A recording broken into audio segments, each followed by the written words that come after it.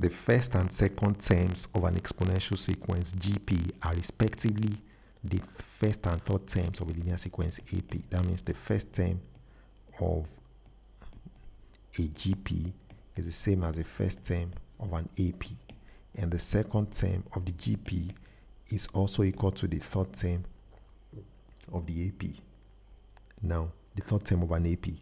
Now, that's question A. The fourth term of the linear sequence, that's T4 of the AP, is equal to 10, which simply means A plus 3D equals 10. Let's call that equation 1. And the sum of its first 5 terms is 60. That means S5 of the AP is equal to 60, which simply means 5 over 2 into bracket 2a plus n minus 1, which is 5 minus 1 times d, n minus 1d, which means 5 minus 1 times d, and that's 4d equals 60.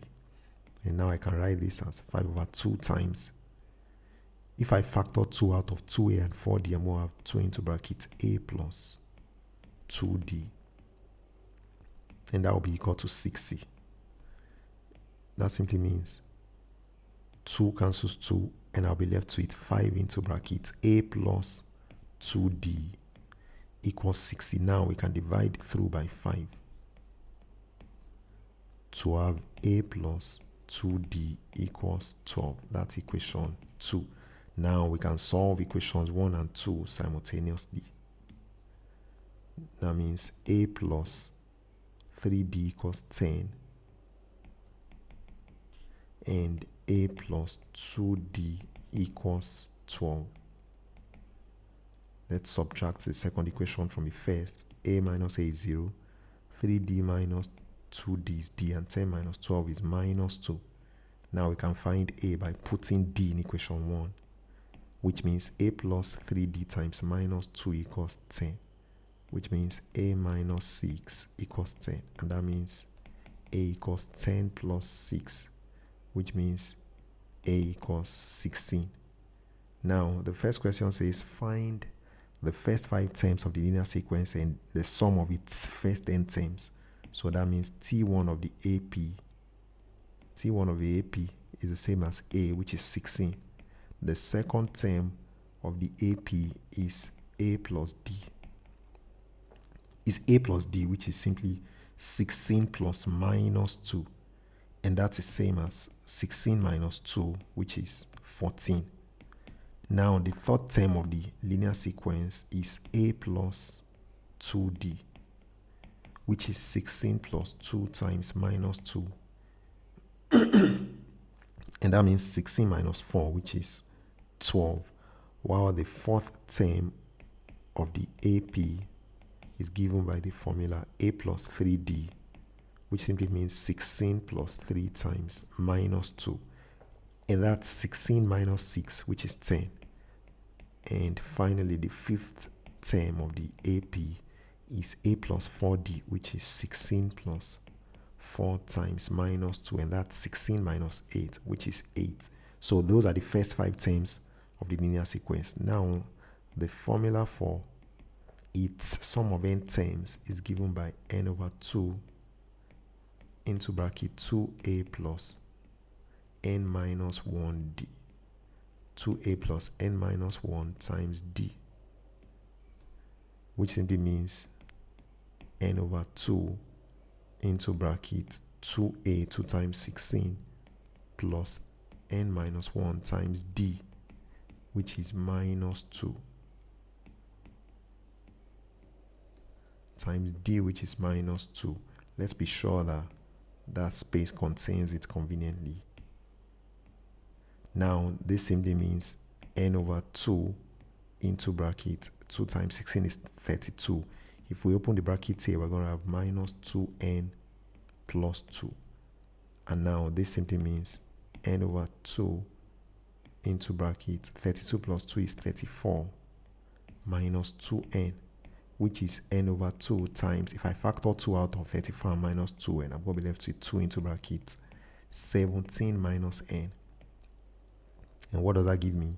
That simply means 2 cancels 2, and that simply means n into bracket 17 minus n, which therefore means the sum of n terms, the sum of the first n terms of the AP is equal to 17n minus n squared. And that's it, very simply. Let's go straight to B, to question C. This is question B. Now to C. Find the limit of Sn for large values of n. That's simply the sum to infinity, and it's given by the formula a over 1 minus r. Sum to infinity equals a over 1 minus r, and that's the same as 16 over 1 minus, what is r? R is 3 over 4. Have we found that? Do we know r yet? We don't know r yet. We don't know r yet. So let me find that. I know that the second term, let's go back there. The second term of the GP is the same as the third term of the AP. So that simply means T2, second term of the GP, is equal to the third term of the AP, which simply means, which is equal to, what's the third term of the AP? Third term of the AP is 12. That simply means the second term of the GP is equal to 12. And that's the same as saying AR equals 12. We know A is 16. That means 16R equals 12. And when you divide both sides by, when you divide through by 16, R will be equal to 3 over 4. Now, we can find the formula for the sum of, we can find the limit of Sn for large value of n, which is the sum to infinity, and it's a over 1 minus r, which means 16 over 1 minus 3 over 4. And that's the same as 16 divided by 1 over 4, which is simply equal to 64. And now to question, okay, and that's it, very, very simply. That's the last one. Oh no, I hope I didn't skip any question here. Oh, there's a question B. This is not question B. The sum of n terms of the AP is not question B. That's actually a part of question A. There's question B that says the sum Sn of the first n terms of the exponential sequence. So I already did C. Let me now do the B. The sum Sn, that's the sum of n terms of the GP, is given by the formula a into brackets 1 minus r raised power n over 1 minus r if r is less than 1. So this is the formula we're going to use since we already found r to be less than 1. We already found that r is less than 1. So that simply means the sum of the first n terms of the GP is equal to a, which is 16, into bracket 1 minus r. And that means 1 minus 3 over 4 raised to power n. Let's have that divided by 1 minus r. That's 1 minus 3 over 4. I think I want to write that down here so that it is very clear. Let me put that here. Yeah. The sum of n terms of the GP is 16 into bracket 1 minus 3 over 4 is power n divided by 1 minus 3 over 4. And that simply means 16 into bracket 1 minus 3 over 4 raised to power n divided by 1 minus 3 over 4 is 1 over 4. And that simply means 16 into bracket 1 minus 3 over 4 raised to power n times, divided by 1 over 4 means times 4 over 1.